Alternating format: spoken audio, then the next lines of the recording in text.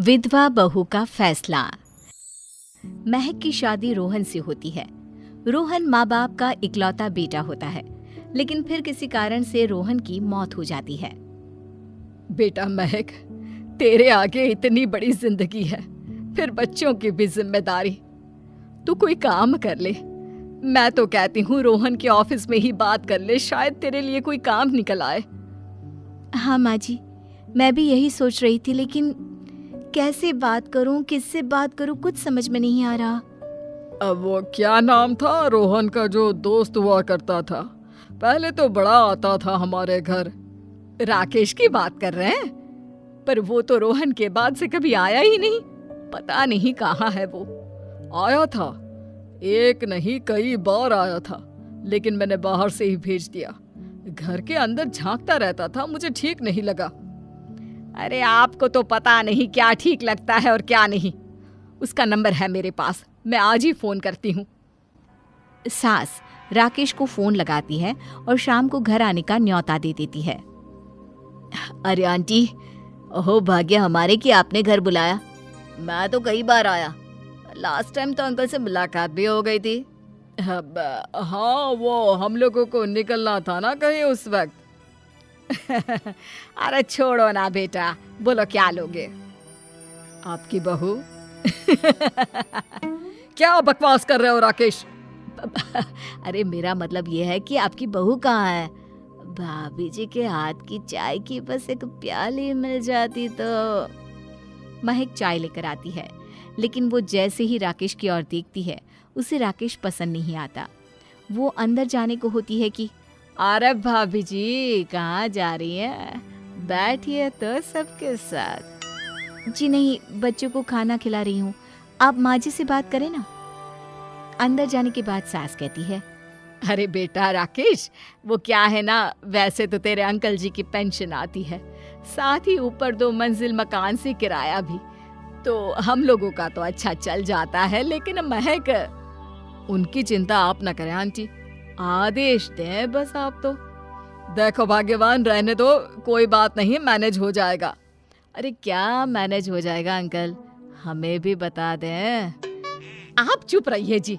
अब वो क्या है ना राकेश, तुझे तो पता है कि रोहन के 2 बच्चे हैं, उनकी पढ़ाई लिखाई का खर्चा बहुत है।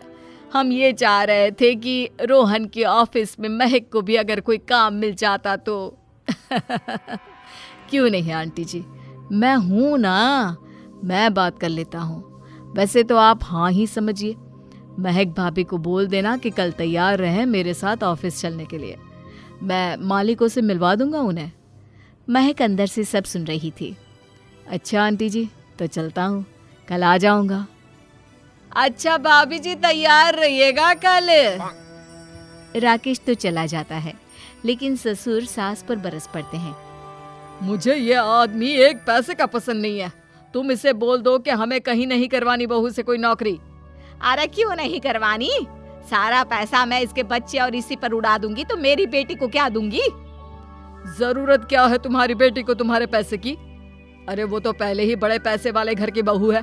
अपनी बहू की सोचो जो अब तुम्हारी बेटी जैसी है। बच्चे रोहन की आखिरी निशानी है। अरे अपना भाषण अपने पास रखो। सारा दिन घर पर बैठी रोटियां तोड़ेगी, तो काम करे ना कुछ बाहर जाकर। बहू सब सुन रही होती है। वो अगली सुबह बिना मन के तैयार तो हो जाती है, लेकिन जैसे ही राकेश आता है, क्या बात है भाभी जी, रेडी हैं? तो फिर चले डेट पर, मतलब इंटरव्यू पर। महक सामने आती है कि सामने ससुर जी खड़े होते हैं। हाँ महक बेटा, आओ चलते हैं, मैं भी चल रहा हूँ। ससुर को तैयार देखकर राकेश का चेहरा बन जाता है। अंकल जी, आप परेशान हो जाएंगे। अरे रहने दीजिए ना, धूप भी बहुत है। वैसे भी स्कूटर में तो 2 लोग ही बैठ सकते हैं ना। तो तुम चलो, मैं बहू के साथ अपनी कार से आ जाता हूँ। महक ससुर जी को देखकर खुश हो जाती है, उसे शांति हो जाती है। वो लोग रोहन के ऑफिस जाते हैं, जहाँ बॉस कहते हैं, नमस्ते अंकल। नमस्ते महक, कैसे हैं आप लोग? रोहन का सुनकर बहुत दुख हुआ अंकल। वैसे कैसे आना हुआ? बेटा, क्या हमारी बहू के लिए तुम्हारी ऑफिस में कोई काम मिल सकता है? हमने राकेश से इसी सिलसिले में तुमसे बात करने को कहा था। उसी के कहने पर हम दोनों तुमसे मिलने आए हैं। राकेश ने तो कोई बात नहीं की। ऊपर से उसने तो आज की छुट्टी ले रखी है, ऑफिस भी नहीं आया। बोल रहा था जरूरी काम से जाना है। महक और ससुर एक दूसरे को देखने लगते हैं। वैसे महक, क्या किया है आपने? I mean, इंग्लिश कैसी है आपकी? महक बॉस से अपनी पढ़ाई लिखाई और क्वालिफिकेशन के बारे में सब कुछ बताती है। ग्रेट, आपके लिए काम तो है लेकिन ऑफिस में नहीं। सर, मेरे बच्चे छोटे हैं, मैं फील्ड में काम नहीं कर सकती हूँ। मतलब वो काम घर से करना है, घर से रहकर बच्चे भी देखें और घर भी देखें, लेकिन हाँ, काम जरूर से करें। वो काम डाटा एंट्री का है, तो जब भी वक्त मिले काम करें, और इसके हम आपको अच्छे पैसे भी देंगे। महक बॉस की बात सुनकर खुश हो जाती है, उन्हें थैंक्स बोलकर घर आ जाती है। किसके साथ भेज रही थी तुम महक को? अरे वो कमीना, उसने तो ऑफिस से छुट्टी ले रखी थी, बात भी नहीं की थी उसने बॉस से बहू के काम के लिए। वो तो अच्छा हुआ कि मैं साथ में चला गया। हाँ, ठीक है, नौकरी मिल गई ना, इतना ही काफी है। समय बीतता है और एक दिन फिर दरवाजे पर दस्तक होती है। घर पर कोई नहीं था। महक दरवाजा खोलती है, देखती है तो सामने है राकेश। नमस्ते भाभी जी। नमस्ते, घर पर कोई नहीं है, आप कल आइएगा। अरे, कैसी बात कर रही हैं भाभी जी, हम तो आपकी मदद के लिए आए हैं। वो क्या है ना, अंकल जी का फोन आया था कि आपको किसी मदद की जरूरत है। महक को आश्चर्य होता है कि उसके ससुर ने राकेश को फोन क्यों किया। वो ससुर जी को फोन करती है लेकिन फोन नहीं लगता। नहीं, हम लोगों को किसी भी चीज की जरूरत नहीं है, आप जा सकते हैं। अच्छा, एक कप चाय तो पिला दीजिए।